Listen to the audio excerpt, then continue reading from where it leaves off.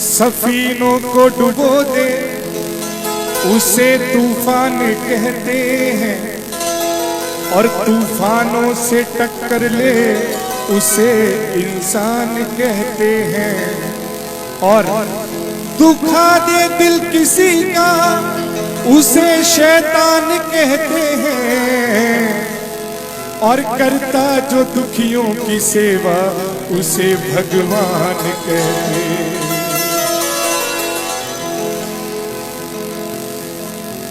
हुआ यूं कि एक साधक के दिल में गुरुदेव आ गए, और वो साधक के साथ क्या बीत रही है, किस प्रकार से गुरु और शिष्य के बीच में इखलाहट, विरह, प्रेम कैसा चल रहा है। वो साधक क्या बोलता है, कोई नाचेगा नहीं, बैठे बैठे हाथ खड़े करते हुए शब्दों का आनंद लें कि जब से गुरुदेव इस दिल में आने लगे, अरे क्या कहें रंग क्या क्या दिखाने लगे। जब से गुरुदेव इस दिल में आने लगे, अरे क्या कहे रंग क्या क्या दिखाने लगे। हाथ खड़े करते हुए क्या कहेंगे, अरे जब से गुरुदेव इस दिल में आने लगे, जब से गुरुदेव इस दिल में आने लगे, जब से गुरुदेव इस दिल में आने लगे, जब से गुरुदेव इस दिल में आने लगे। क्या कहे रंग क्या क्या दिखाने लगे, क्या कहे रंग क्या क्या दिखाने लगे। जब से गुरुदेव इस दिल में आने लगे,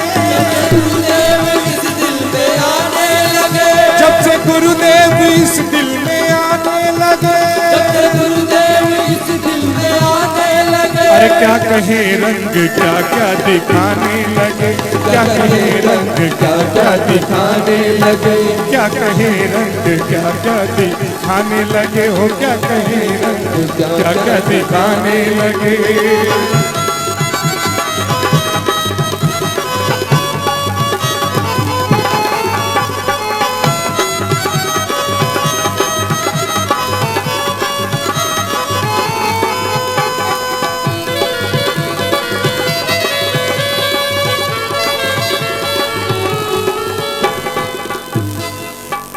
क्या हुआ कि आए यूं ही वो एक दिन टहलते हुए।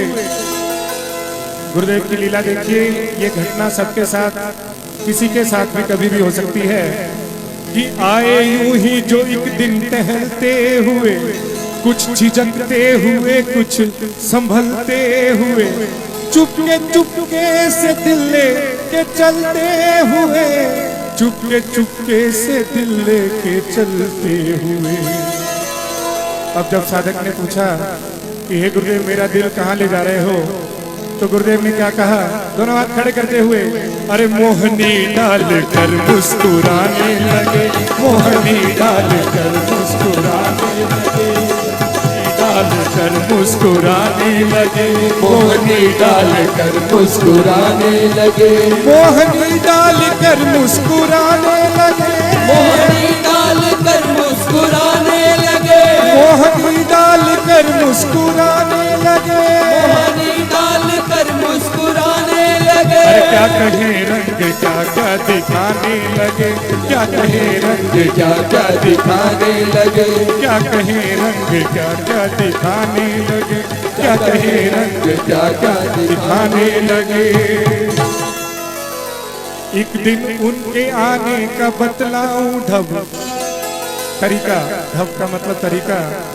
एक दिन उनके आने का बतलाऊं ढब, आ गए नैन से वो लगा कर नकब, बांध कर ले चले जानो दिल माल सब। मैंने देखा तो पूछा कि क्या है गजब, जब पूछा कि गुरुदेव क्या गजब है, तो गुरुदेव क्या करने लगे, अरे कुछ मचल कर वो मुरली बजाने लगे, कुछ मचल कर वो मुरली बजाने लगे, कुछ मचल कर वो मुरली बजाने लगे, कुछ मचल कर वो मुरली बजाने लगे, कुछ मचल कर वो मुरली बजाने लगे, मचल कर वो मुरली बजाने लगे, कुछ मचल कर वो मुरली बजाने लगे, मचल कर वो मुरली बजाने लगे। अरे क्या कहे रंग क्या क्या दिखाने लगे, क्या कहे रंग क्या क्या दिखाने लगे, जब से गुरुदेव इस दिल में आने लगे, जब से गुरुदेव इस दिल में आने लगे, क्या कहे रंग क्या क्या दिखाने लगे, क्या कहे रंग क्या क्या दिखाने लगे।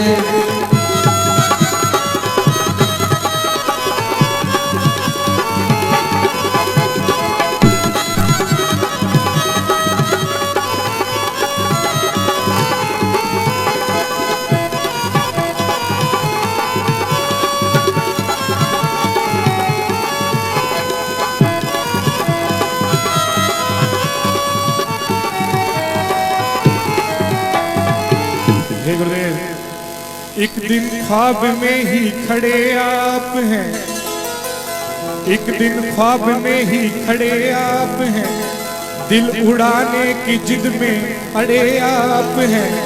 मैं ये बोला कि हजरत बड़े आप हैं, क्यों मेरे दिल के पीछे पड़े आप हैं। एक दिन ख्वाब में खड़े आप हैं, दिल उड़ाने की धुन में अड़े आप हैं। मैंने बोला कि हजरत बड़े आप हैं, क्यों मेरे दिल के पीछे पड़े आप हैं। तो गुरुदेव ने क्या किया, दोनों हाथ खड़े करते हुए तालियों के साथ क्या कहेंगे, अरे चोट चितवन की चित पर चलाने लगे, चोट चितवन की चित पर चलाने लगे, चोट चितवन की चित पर चलाने लगे, चोट चितवन की चित पर चलाने लगे। मोहनी डाल कर मुस्कुराने लगे, मोहनी डाल कर मुस्कुराने लगे, मोहनी डाल कर मुस्कुराने लगे, मोहनी डाल कर मुस्कुराने लगे। अरे क्या कहे रंग क्या क्या दिखाने लगे, क्या कहे रंग क्या क्या दिखाने लगे, क्या कहे रंग क्या क्या दिखाने लगे, क्या कहे रंग क्या क्या दिखाने लगे।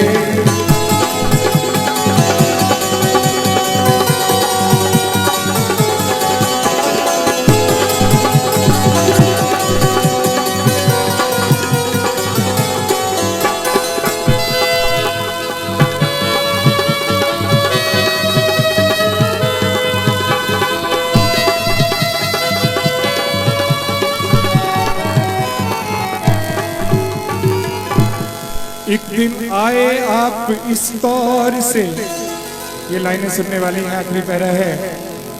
एक दिन आप आए तो इस तौर से, दर्द दिल बन के उठे बड़े जोर से।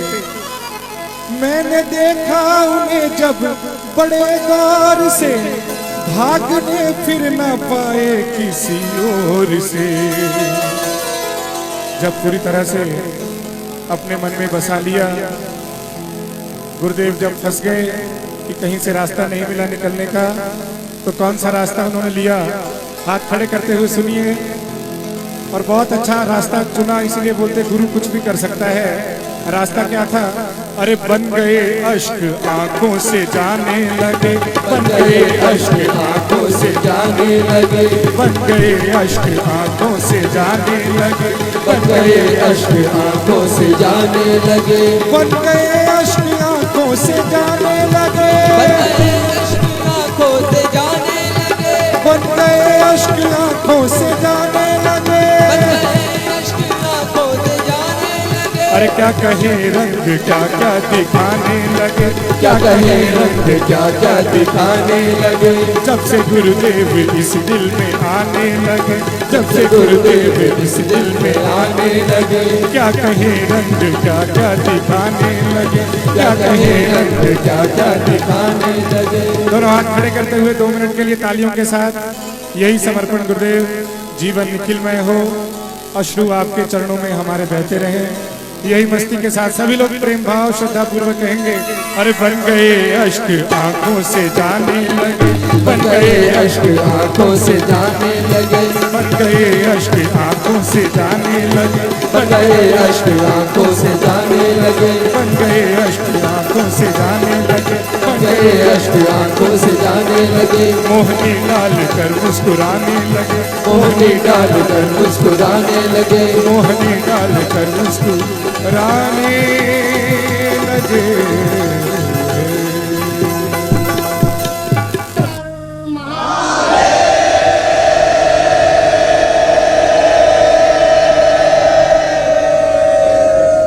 हे नाथ, हे नारायण, हे शिव, हे सदगुरु, आपकी पावन श्री चरणों में सती सैनिक का कोटिश कोटिश नमन। आपकी पावन दर्शन से, आपकी पावन शुभ कृपा से आपकी ये पावन वीडियो बनाने का सौभाग्य मुझे मिला। मेरा जीवन ही धन्य हो गया प्रभु।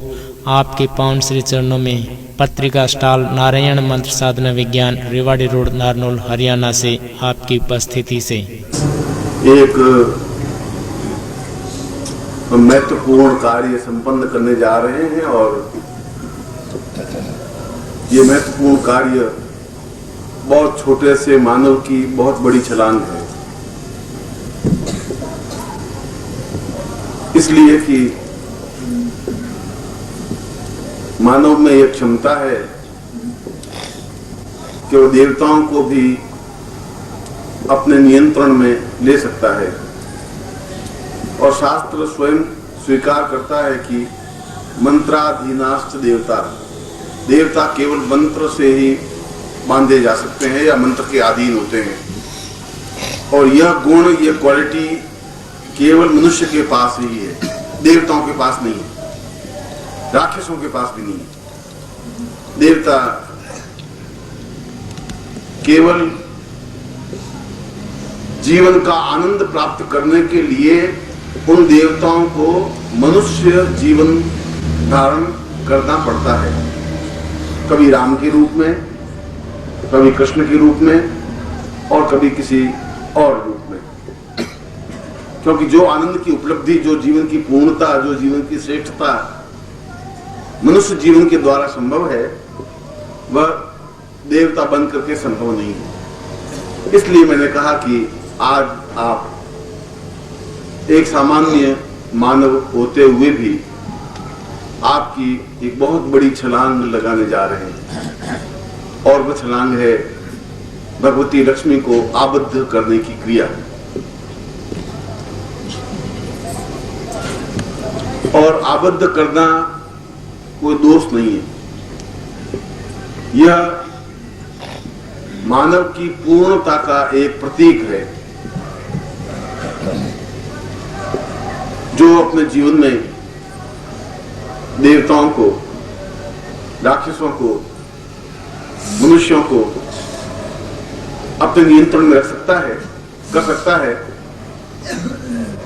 वह उतनी ही ऊंचाई पर पहुंच सकता है। उसके लिए केवल साधनात्मक बल चाहिए, क्षमता चाहिए, पौरुष चाहिए। इसलिए राम को मनुष्य नहीं कहा गया, महापुरुष कहा गया है। कृष्ण को भी महापुरुष कहा गया है, जिसमें पौरुषता है, जिसमें बल है, जिसमें ताकत और क्षमता है और जिसमें चुनौतियों का सामना करने की साहस है, खतरों को बुलाता है और जूझता है, वह पुरुष है। मनुष्य बनना और नर बनना कोई बहुत विशेष क्रिया नहीं है। मैंने तुम्हें इससे पहले प्रवचन में भी यही बात कही कि तुम्हारा जन्म लेना कोई बहुत बड़ी घटना नहीं है। इसलिए बहुत बड़ी घटना नहीं है कि शंकराचार्य को पूछा गया, उसके शिष्य ने, पादपद्म ने, कि जीवन का श्रेष्ठ ध्येय क्या है, उद्देश्य क्या है, लक्ष्य क्या है। और उन्होंने अपने एक श्लोक में बात कही कि मानव जब जन्म लेता है तो नर होता है सिर्फ, और नर उसको कहते हैं जो अपने समान एक और नर को उत्पन्न कर दे, बस। वह अधोगामी व्यक्तित्व होता है। मैंने एक शब्द बोला था ऊर्ध्वगामी बनना, और ऊर्ध्वगामी बनने की मतलब है पुरुष बनने की क्रिया, जिसमें पूर्ण पौरुष, बल, साहस और क्षमता हो। मगर एक बहुत बड़ा अंतर है मनुष्य में और पुरुष में, नर में और पुरुष में। अंतर यह है कि जब मनुष्य मर जाता है तो उसको यह अधिकार नहीं होता कि कोई विशेष गर्भ चुने। वह एक योनि में, जिसको प्राणी कहते हैं, और इस मनुष्य लोक से ऊपर, और हमारे गायत्री मंत्र में कहा है भूर्भुवः स्वः सवितुर्वरेण्यम, भूलोक, भूलोक, स्वरलोक, महलोक, जनलोक, तपलोक, सत्यलोक, ये 7 लोक हैं। और मनुष्य एक लोक से दूसरे, तीसरे, चौथे, 5वें, छठे और 7वें लोक में पहुंच सकता है। कभी गायत्री मंत्र को समझने की जरूरत है, उसको केवल रटने की जरूरत नहीं है। 25 लाख पुरुषन करने से कुछ नहीं हो सकता। इसलिए अगर आपके पास अगर दिव्य दृष्टि है तो आप देखेंगे कि मरने के बाद सैकड़ों प्राणी विचरण कर रहे हैं। शायद मनुष्य तो 1 करोड़ ही भारत में है, 1 अरब है, 100 करोड़ ही है, मगर वे शायद 10 अरब प्राणी हैं, और वे निरंतर इस खोज में हैं कि कोई गर्भ मिल जाए। और जिस समय गर्भ क्रिया होती है उसमें जो भी गर्भ सामने होता है उस गर्भ में वो जन्म ले लेता है। उसके आप में सिलेक्शन करने की क्रिया नहीं है। वह चाहे कि मैं विशेष गर्भ में जन्म लूं तो नर के पास वह क्रिया नहीं है। ये उसका संयोग है कि गरीब के घर में जन्म ले ले, ये उसका संयोग है अमीर के घर में जन्म ले ले, ये उसका संयोग है कि श्रेष्ठ घर में जन्म ले ले, या चमार के घर में जन्म ले ले, या ब्राह्मण के घर में जन्म ले ले। एक चांस है, क्षण है। वह उसमें प्राणी गुजर रहा था, उसमें गर्भ होने की क्रिया हो रही थी और गर्भ में प्रवेश कर गया। मगर पुरुष जब नर पुरुष बन जाता है, नर अपने साधना के द्वारा पुरुष बन जाता है, तो मृत्यु तो उसकी भी हो सकती है, शरीर तो उसका भी समाप्त होगा। मेरा एक कुर्ता फट जाएगा तो मैं कुर्ता बदलूंगा ही। शरीर जर्जर अवस्था में होता है तो शरीर समाप्त होता ही है। तो योग की बहुत उच्च पराकाष्ठा है कि उस शरीर को वापस नया जीवन दे दे। अगर सांप को देखा होगा तो सांप अपनी एक कैंचुल उतार देता है, बिल्कुल ताजी चमड़ी उस पर आ जाती है, और आपकी भी यहाँ चमड़ी छील दे तो 10 दिन बाद ताजी चमड़ी वापस आ जाएगी। चमड़ी के नीचे दूसरी चमड़ी है। अब आप में ये क्वालिटी नहीं है कि उस ऊपर वाली चमड़ी को नीचे उतार सके और फेंक सके, मगर चमड़ी तो है। नई चमड़ी हो तो आप इस चमड़ी को छीलिए, 2-4 दिन देख करके फिर वापस वैसी की वैसी चमड़ी आ जाएगी, मगर इससे ज्यादा साफ आएगी। और तुम साइंस एक्सपेरिमेंट करो, एक बुढ़े आदमी की चमड़ी छील दो, वापस जब चमड़ी आएगी तो कसी हुई साफ चमकीली चमड़ी आएगी।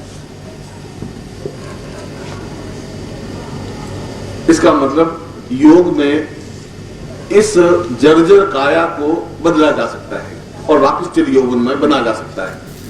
मेरी बात तुम्हें अटपटी लग सकती है, और जहां तुम्हारी बुद्धि नहीं पहुंचती बस सब अटपटी बात। तुम उतनी बात को विश्वास करोगे जितनी तुम्हारी बुद्धि पहुंचती है। उससे आगे अगर मैं अपनी आज दादी जिंदा होती मेरी, और मैं अगर दादी को कहता कि मनुष्य चांद में पहुंच गया और चंद्रमा की धरती पर पांव रख दिया, तो मुझे वो आधा पागल तो जरूर कहती है कि तुम पागल है, भगवान के ऊपर पांव थोड़ी रखती। आज भी आधा हिंदुस्तान मान रहा है कि ये सब अमेरिका की फ्रॉड है, कुछ नहीं है। भगवान के ऊपर पांव कैसे रख सकते हैं, चंद्रमा पर पांव कैसे रख सकते हैं? क्योंकि उनकी बुद्धि वहां पहुंच नहीं पा रही है। और हम पढ़े लिखे हैं इसलिए कहते हैं कि जैसे ये लोक है वैसा चंद्र लोक भी है, तो मानव चंद्र लोक पर भी पहुंच सकता है। उन्होंने वायुयान के द्वारा पहुंचा, आदमी अपने साधना के द्वारा पहुंच सकता है, अपने शरीर को सूक्ष्म कर सकता है, अपने शरीर को तेज कर सकता है। आप विश्वास करेंगे नहीं। आप विश्वास इसलिए नहीं करेंगे कि वो तुम्हारे जो बड़े बूढ़े वो भी नहीं कहते चांद में तो आदमी पहुंच गया, या तो वो मूर्ख है। या मनुष्य है नहीं। और आप अगर गांव में जाके पूछ रहे हैं बड़े बूढ़ों को, तो जिस समय जो चंद्रमा पर 69 में जो नील आर्मस्ट्रांग पहुंचा, तब मुझे बहुत अच्छी तरह से याद है, इंदिरा गांधी का राज था। उन्होंने कहा कि ये रान बहुत कुछ करेगी, चालाकियां बहुत करेगी। अब लोग अब चांद में पहुंचा दिया। ये सब फ्रॉड है, ऐसे कई लोग मिले। इसलिए पुरुष जब चाहे तब तक उस लोक में रह सकता है, 10 साल, 5 साल, 20 साल, 25 साल, 50 साल, और वह उस गर्भ की बराबर इंतजार करता रहता है जिस गर्भ में जन्म लेने से वो वापस अद्वितीय बन सके। इसलिए राम को जन्म लेने के लिए 2500 वर्ष तक इंतजार करना पड़ा देवकी के गर्भ का, और 2500 वर्ष तक वह उस प्राणी लोक में रहे, चाहे वो भूलोक में तो रहे, भूलोक में रहे या स्वलोक में रहे या महलोक में रहे या जनलोक में रहे या तपलोक में रहे या सत्यलोक में रहे। उनमें गुण था कि मैं कौन से गर्भ में जन्म लूं। और कृष्ण के ठीक 2500 वर्ष बाद वापस बुद्ध के रूप में जन्म लिया गया। आप देखिए 2500 वर्षों का इतिहास चल रहा है, बराबर 2500 वर्षों के बाद एक युग परिवर्तन आता है, और उसने गर्भ चुना, और बिल्कुल सही गर्भ चुनने से सही व्यक्तित्व बन सकता है। इसलिए नर के हाथ में नहीं है गर्भ चुनना, तुम्हारे हाथ में नहीं है। तुम्हारे हाथ में मृत्यु के बाद में उस समय जो भी गर्भ मिल जाएगा उस गर्भ में तुम्हें जन्म ले लेगा। इसलिए तुम्हारा पिछला जन्म याद नहीं रहता, क्योंकि तुम्हें कुछ पता ही नहीं कि तुमने कौन सा गर्भ चुना, तुम्हारे हाथ में नहीं। और इसलिए जब जन्म लेते हो तो तुम्हें इस बात का एहसास नहीं होता कि मैंने आंख कहां खोली, किस गर्भ में रहा।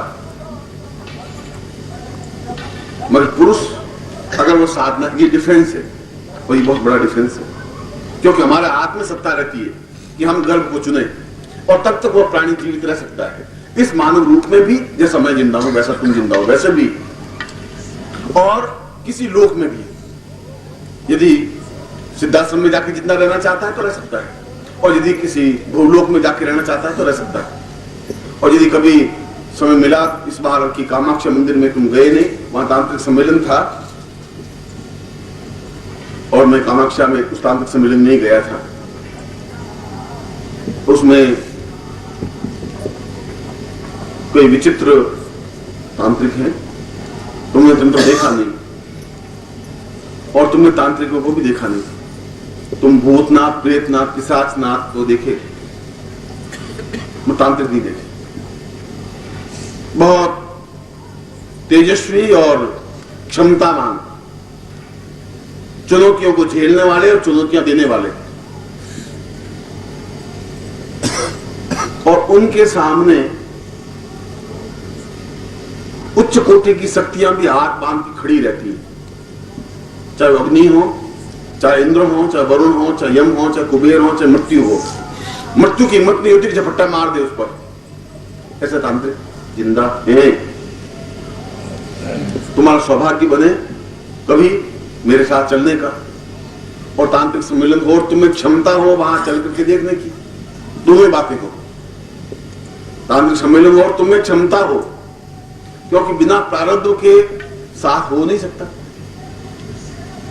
और बिना संयोग के ये चांस बैठ नहीं सकता है। क्योंकि मैंने पहले यात्राएं करवाता था, बद्रीनाथ एक बार गया, एक बार केदारनाथ लोगों को ले गया, एक बार अमरनाथ ले गया।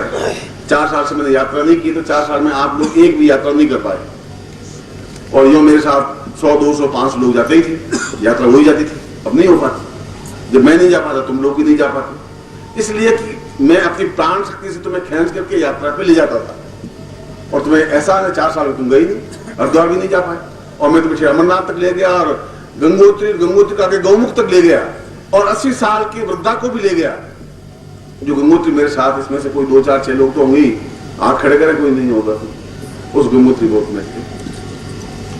और गंगोत्री में जाना तो कठिन है, और गौमुख में जाना तो और भी कठिन। 8 साल का बालक भी था उसमें, और 60-70 साल की वृद्धा भी थी, और कहीं किसी को अहित नहीं हुआ, न कोई मरा। बाकी आदमी गौमुख में जाना अत्यधिक कठिन और दुष्कर होता है, और जिनके प्रारब्ध थे उन्होंने गौमुख देखा। नहीं प्रारब्ध है तुम्हारे, अब तुमको गौमुख होता ही नहीं कुछ, हमने देखा नहीं, इसलिए कैसे मान ले।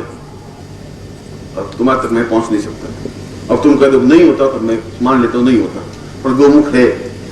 तो जब मैं कह रहा हूं कि भूलोक है तभी मानना पड़ेगा, फिर गोलोक है तभी मानना पड़ेगा। और या कह दो मैंने गौमुख देखा नहीं इसलिए गौमुख नहीं है, और गंगोत्री मैंने देखी नहीं इसलिए गंगोत्री नहीं हो सकती, और नेपाल मैंने देखा नहीं इसलिए नेपाल नहीं है, उससे चल नहीं सकता। मेरे कहने का तात्पर्य यह था कि उन तांत्रिकों में वो क्षमता है।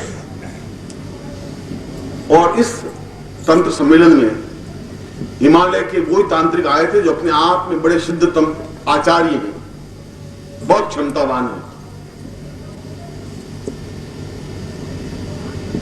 और विचित्र वेश धारण की उनकी मस्ती है। वो इस बात की परवाह नहीं करते लोग मुझे क्या कहेंगे, कैसे देखेंगे।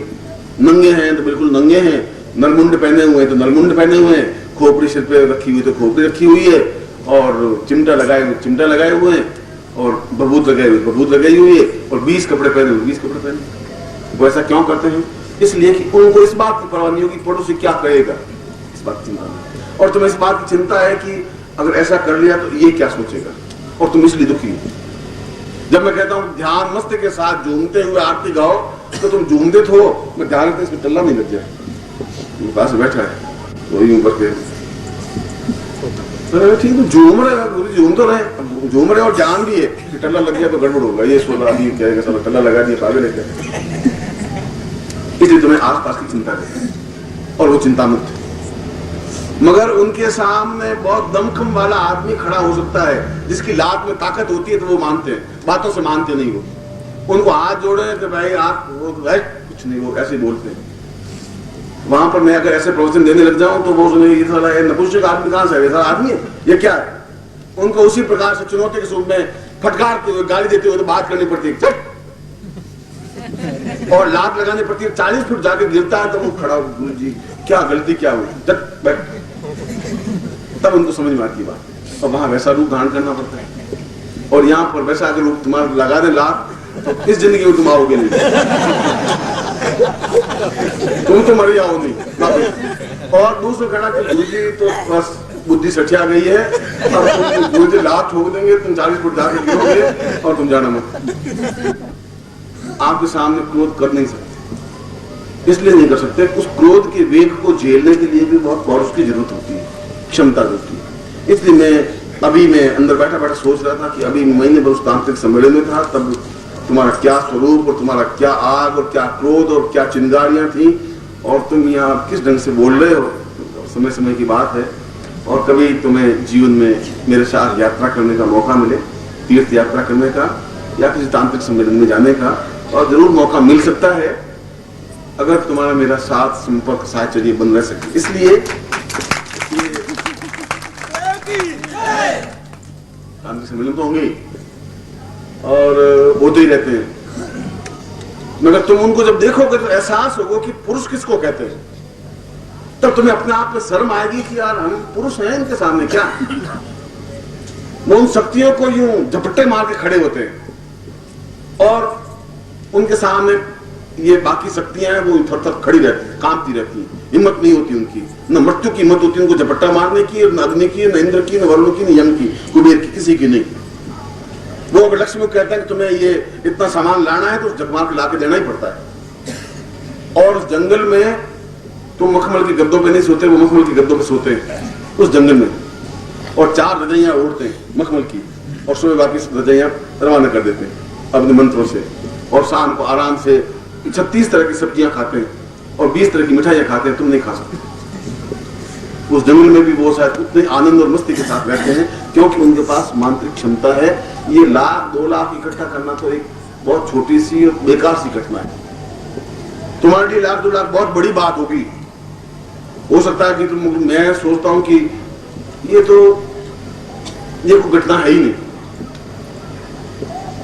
अगर कोई रसायन विद्या सीखे और सीखा है, और कई लोगों ने सीखी, जो तांबे से अगर सोना बना सकता हो, अब उसके लिए तुम मुझे क्या दोगे? तुम ज्यादा ज्यादा मुझे 501 रुपया दे दोगे, और अपने आप को शायद तुम और फुला दोगे, 1000 रुपया दे दोगे। गुरु जी अब आप बोलिए, अब आप बोल सकते हैं क्या मैंने किया है।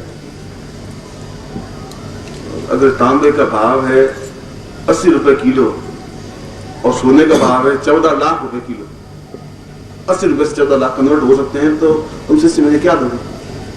तुम्हें देने की हिम्मत मुझे में नहीं है, क्षमता नहीं है। मैं तुम्हें दे सकता हूं और बहुत कुछ दे सकता हूं, ये इसलिए मैं केवल प्रवचन करने वाला ही गुरु नहीं हूँ और केवल मंत्र सिखाने वाला ही गुरु नहीं हूँ, गायत्री मंत्र कान फूंकने वाला ही गुरु नहीं हूँ। मैं ग्रस्त जीवन की समस्याओं को सुलझाने वाला भी हूँ, रसायन में भी उतना ही हूँ, तंत्र में भी उतना ही हूँ, मंत्र में भी उतना ही हूँ, ज्ञान में भी उतना ही हूँ, चेतन भी उतना ही हूँ। प्रत्येक जीवन के क्षेत्र में मैं तैयार हूँ। और काशी में अगर जाए और वे काशी के पंडित आए तो उनके सामने भी तैयार होता हूँ। मैं इस बात की परवाह नहीं करता, क्योंकि जिंदगी में घबराता वो है जिसको किसी एक ही गीता का ज्ञान और बस उस गीता पर जिंदगी भर बोलते रहते। किसी को रामायण का ज्ञान होता है, वो जिंदगी में रामायण की चौपाएं बोलते रहते। उनको कहिए आपको कोई सूर के बारे में, सूर के बारे में किसी और को बोलना पड़ेगा। मैं तो रामचरितमानस पर ही बोलता हूँ। वो उन्होंने एक चीज ली, पकड़ रखी, जिंदगी पार कर रही। जिंदगी बहुमुखी प्रतिभा होनी चाहिए। इसलिए मैं तुम्हें कह रहा कि उस पुरुष में, उस राम के बाद कृष्ण में वापस गर्भ चुनने की क्षमता आ सकी, और उसके बाद वापस बुद्ध में क्षमता आ सकी। और वह एक मामूली सा व्यक्ति राज परिवार को छोड़ करके और उस जगह पहुंचा कि आज संसार के 22 देशों में बुद्ध धर्म फैला हुआ है। एक व्यक्ति मामूली था, और वो भी इस बात को कह रहा था कि आनंद, मुझे 200 शिष्य चाहिए। 200 शिष्य होते तो मैं बहुत कुछ कर बैठता है। दुर्भाग्य है आनंद की मैं 200 शिष्य प्राप्त नहीं कर पाया। ये गुरु के सामने बहुत बड़ी एक दुर्घटना होती है। ये उसका अफसोस रहता है। उसको समर्पित जो शिष्य मिलने चाहिए वो नहीं होते, तब उसको अपने आप बहुत दबोच करके जिंदा रहना पड़ता है।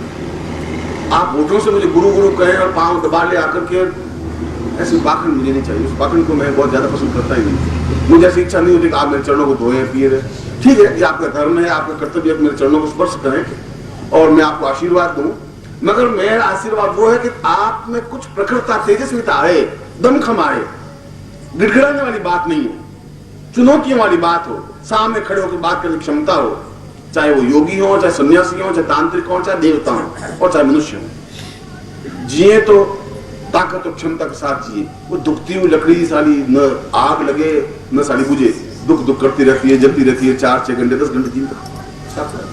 तुम ऐसी जिंदगी जी रहे, कभी औरत को मना रहे हो, कभी बेटे को मना रहे हो, कभी भाई को मना रहे हो, कभी पड़ोसी को मना रहे हो, कभी अफसर से आज और छुट्टी चाहिए जाना, नहीं अभी नहीं जा सकते, नवरात्रि का टाइम है, आप जाएंगे अच्छा अच्छा। तुम्हें ताकत हो तो आंख के आंख सामने खड़े कर छुट्टी तुझे देनी है, क्या विचार किया तुम्हारा? जिंदा रहना है। वो सोचेगा कि ये साला क्लर्क, ये क्या हो गया क्या इसको? मैं तो कोई दूर नहीं, गीदड़ों के बीच में रह रहे और मैं तुम्हें सिखा रहा हूं कि तुम्हें झपट्टा मारने की क्रिया का ज्ञान नहीं है, इसलिए तुम गिड़गिड़ा रहे हो, आज जोड़ रहे, प्रार्थना कर रहे हो, इसलिए कर रहे हो। और जिस दिन तुम्हें एहसास हो जाएगा तुम शेर हो, उस गुरु के तुम शिष्य हो जिसमें प्रखरता है, ताकत है, उस दिन तुम्हारा कोई दुनिया बाल बांका नहीं कर सकती। बार बार तुम्हें जब मैं ये कह रहा हूँ, इसके पीछे उन सियारों की टोली में तुम्हें जाते हुए बड़ा अफसोस होता है, बहुत दुख और वेदना होता है, दर्द होता है, तब इतनी बात करता हूँ। बाकी मुझे तुम्हारा पूजन करवा तुम्हें रवाना करना था, मुझे कोई ऐसी जरूरत नहीं। पर मैं कह रहा हूँ कि तुम्हारी चाहे उम्र 60 साल की हो गई और 50 साल की हो गई हो तुम शेर, क्योंकि तुम उस गुरु के शिष्य हो जो इस बात की परवाह की नहीं कि सामने वाला तांत्रिक है या योगी है या सन्यासी है या पंडित है या विद्वान है, कल शास्त्रार्थ कर लेगा तो क्या करेगा, इस बात की चिंता मैंने की नहीं जिंदगी में। न परेशानियों से घबराया, न दुख से घबराया, न चिंताओं से घबराया, न किसी योगी से घबराया, न कोई तांत्रिक से घबराया, और कोई दम्भ नहीं है, क्योंकि मैं तो पूरे संसार भारतों से विचरण करता ही हूँ और उन पंडितों की नगरी में जाता हूँ, वहां पर भी उनको फटकारता हूँ और सन्यासियों में जाकर खिलाते मारता हूँ। मुझे इस बात की चिंता है। इसलिए ये सब कुछ तुम्हारा रूप परिवर्तन करने की क्रिया है, इसलिए कि तुम आगे जाकर के उस पुरुष बन सको और पुरुष बन सको और वापस एक श्रेष्ठतम गर्भ को चुन सको। और बुद्ध के बाद वापस 2500 साल पूरे बीत गए। कृष्ण के बाद 2500 साल बाद राम, और राम के बाद कृष्ण, और कृष्ण के बाद वापस 2500 साल बाद बुद्ध, और 2500 साल बुद्ध की जयंती मनाई जा चुकी है। और वापस कोई प्रखर व्यक्तित्व तो जरूर है जो तुम्हें बार बार समझाएगा कि जरूर। ये अलग बात है कि बुद्ध को भी लोगों ने पहचाना नहीं था और कृष्ण को तो पहचाना नहीं था। लोग कह रहे साला बड़ा लंपट, बड़ा धोखेबाज और गोपियों के पीछे भागने वाला, और ये सारा जिंदगी में क्या करेगा, बहुत गालियां मिली। और वो सोचता कि इस बात की चिंता नहीं, जो कुछ मर्द होते हैं, गालियां उसको मिलती हैं, आलोचनाएं उसको मिलती हैं, बुरा भला उसको कहा जाता है, वो चिंता नहीं करते। इसलिए मैं तुम्हें लक्ष्मी की उस क्रिया को समझा रहा हूं जिस क्रिया को तुम्हें करना है घर पे जाकर प्रकृति के साथ। और